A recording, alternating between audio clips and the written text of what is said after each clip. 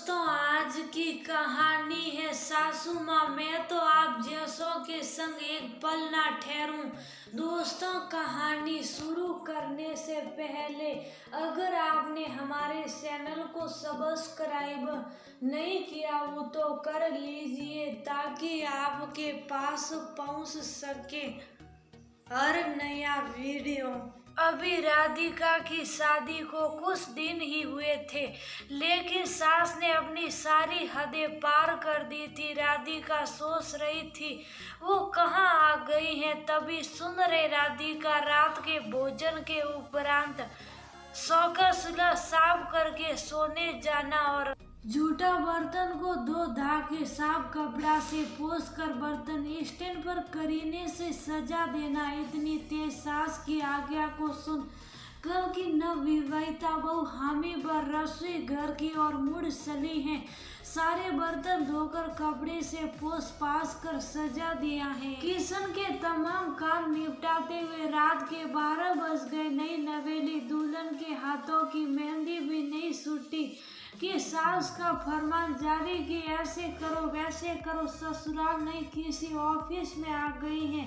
राधिका की शादी उसके माँ बाप ने एक श्रेष्ठ परिवार के बड़े बेटे अमन से किया था। अमन साधारण औसत आदमी था, किसी से ज्यादा बात नहीं करता, अपने काम से काम रखना और छोटी सी परसुन दुकान को चलाता था। घर में उसकी दादी विधवा माँ और एक बड़ी दीदी थी जिसकी शादी वो सुखी थी और दूसरे गांव में ब्याही गई थी। एक छोटा भाई भी है जो कि शहर में पढ़ाई कर रहा, लेकिन अमन अपने गांव में ही रह गया था और घर के बाहर छोटा सा दुकान खोले हुए था और खेती बाड़ी भी देख लेता, जिससे साल भर अनाज पानी थोड़ा बहुत दलहन वगैरह उपजा लेता। कभी माँ के किसी काम को ठालता नहीं, माँ का बहुत सम्मान करता था। राधिका अपने ससुराल में रहते समझ गई थी कि सास उसके साथ हिटलरबाजी क्यों कर रही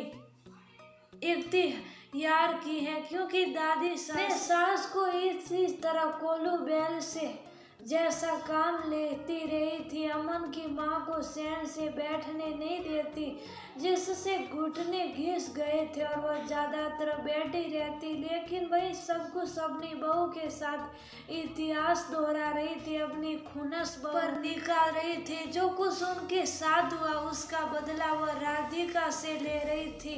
अब तक राधिका भी सास का मान रखती आई है, सास को कुछ नहीं कहती, वो जैसा बोलती जो बोलती राधिका शुभ साफ कर देती। लेकिन कुछ साल बाद जब देवर की शादी हुई है, लेकिन देवरानी ने आते ही अपना रंग ढंग दिखाना शुरू कर दिया। शादी के दूसरे महीने ही अपने सारे बैग्स के साथ आंगन में देवर को लेकर खड़ी है। दादी सास और सास भोसक हो नई बहू को ताक रही है, नहीं कि बहू रिया अभी आई है और कहाँ सर्दी इसकी नफासत तो देख लो, कहाँ जा रहे हो विमल। साथ में नहीं कि बहू रिया भी सामान बांधे खड़ी है, अभी तो आई है, थोड़ा घर के काम का सीख ले और हम सबके सेवा भी की नहीं और तेरे साथ तियारे जाने को। सास ने एक ही सांस में बोला।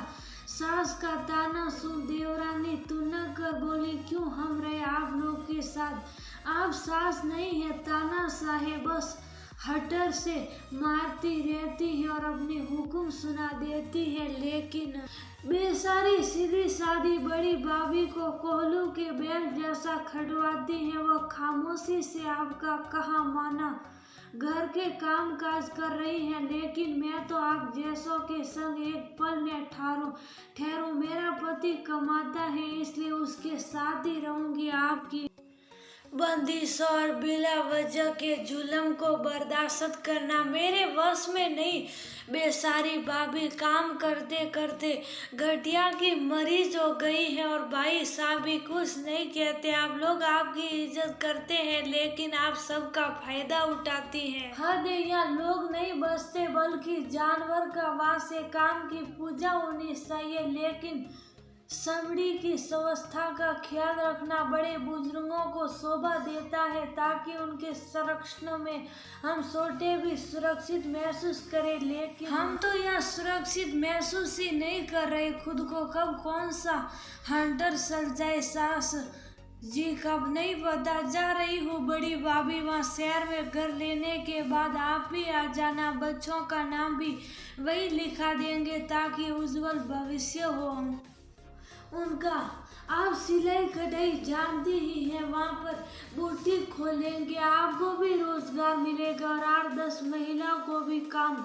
चतुर समझदार देवरानी की बात से राधिका का हृदय आशान्वित तो होता है और आश्वासन मन से खुशी खुशी दोनों को विदा करते हैं। कुछ दिनों में वह भी अपने दोनों बच्चों के साथ शहर आ गई है और उसका सिलाई कढ़ाई का काम रंग लाया है। बुटीक में पहले 2 को रखा है, फिर कुछ कपड़ों के स्टिचिंग का ऑर्डर होने लगा, तब उसने 4 रखा। 2 साल में राधिका का बिजनेस दिन दूनी रात चौगुनी तरक्की कर गया है। उसने बैंक से लोन लेकर एक और बुटीक खोला है। अमन भी शहर आ गया है, अपनी पत्नी के व्यापार में हाथ बटा रहा है। कभी कभार सास और दादी सास भी आ जाती है, लेकिन राधिका ने दोनों का मान सम्मान को हमेशा बरकरार रखा है। उनको वैसे ही आदर देती हैं जैसे पहले दिया करती थी। फर्क बस इतना है कि अब अपने मन की मालकिन ने और कमाऊ भी देवरानी जेठानी ने 2 फ्लैट को एक में जोड़कर रहना पसंद किया है।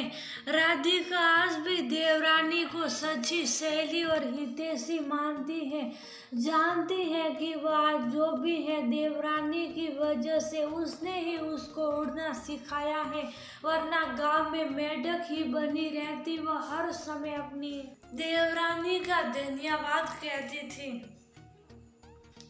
आज राधिका बहुत खुश है, बच्चे भी अच्छे स्कूल में पढ़ रहे। राधिका एक अलग ही पहचान बन गई। थोड़ी हिम्मत सास और देवरानी का साथ ने राधिका को बहुत खुश दिया।